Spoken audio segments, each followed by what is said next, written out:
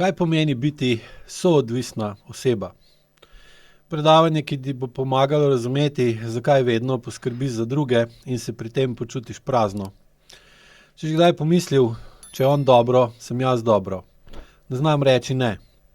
Brez mene ne bo zmogel. Raje potrpim, da bo mir. Ne zmorem biti sam. Če si se prepoznal v katerem od teh stavkov, potem to predavanje ni samo zate. To predavanje govori o tebi. O tvojem življenju, o tvoji bolečini, o tvoji utrujenosti in predvsem o tvoji poti iz tega vzorca. Kaj sploh je soodvisnost? Soodvisnost ni diagnoza, ni bolezen, je nevidna notranja struktura, v kateri lastne vrednosti ne čutiš neposredno, ampak skozi drugega. Si dober človek samo, če si nekomu v pomoč. Obstajaš le toliko, kolikor te nekdo potrebuje. Tvoje počutje je odvisno od tega, kako se počuti partner, otrok, prijatelj, šef. Ti zveni znano? Potem živiš v vzorcu soodvisnosti. To ni ljubezen, čeprav se tako zdi. Je stara, preživetvena strategija, ki si jo nezavedno razvil kot otrok, ko si se moral odpovedati sebi, da si lahko ostal v odnosu. Kaj boš izvedel na predavanju? Izvedel boš, kako nastane soodvisnost. Spoznal boš, da to ni tvoja krivda.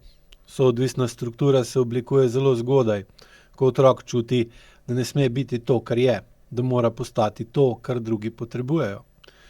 In če si kot otrok doživljal hladnost, manipulacijo, občutek krivde, ko si izrazil svojo voljo, si se naučil, da je varneje biti v redu, priden, tih, prilagodljiv. Notranje si postal zrcalo, odsev pričakovanj drugih, ne več ti. Zato danes ne znaš več čakati, ne znaš več reči ne brez krivde, ne znaš prepoznati svojih potreb, dokler te ne stisne do roba. Zato se počutiš krivo, ko želiš samo dihati.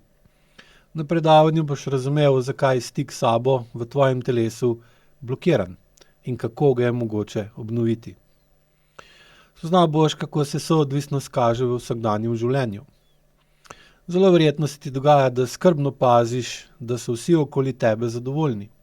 Si vedno tam za druge, tudi ko znotraj kričiš. Ne preneseš tišine, samote, neodgovorjenih sporočil. Si navajen popravljati druge, da jim bo bolje. Te vsaka kritika zaboli kot napad. Si fizično pogosto napet, imaš napet vrat, ramena, medenico, zadržuješ dih. Ali v sebi morda nosiš stavek: moje potrebe so sebične, skrb zame je znak šibkosti. Soodvisna oseba ima navzven pogosto vse urejeno, a znotraj je kaos. Notranja praznina, ki se polni z nenehnim urejanjem drugih, dokler se ne zlomiš. Na predavanju boš prepoznal te mehanizme ne kot napake, ampak kot logično posledico tvojega notranjega sistema, ki te drži v tem vzorcu. In to je ključen korak. Da vidiš, da nisi ti narobe, ampak sistem, ki ga lahko začneš urejati. Kako ti pri tem pomaga AIQ? Soodvisnost se ne razreši z razumom. Ni dovolj, da razumeš, da si v toksičnem odnosu. Ni dovolj, da veš, da moraš postaviti meje. Tvoje telo te ne bo pustilo, dokler ne spremeniš njegove strukture. In AIQ se ukvarja prav s tem. S telesnimi vzorci, ki ohranjajo soodvisnost, napetostmi, ki jih ne čutiš več, dihanjem, ki je plitvo, gibanjem, ki se je ustavilo, mejo, ki je ne čutiš več.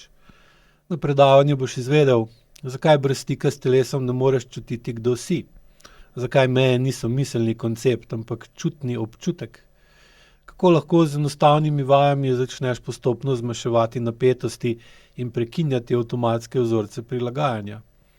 Spoznal boš, da tvoje telo pozna pot nazaj, če mu daš strukturo, čas in pozornost.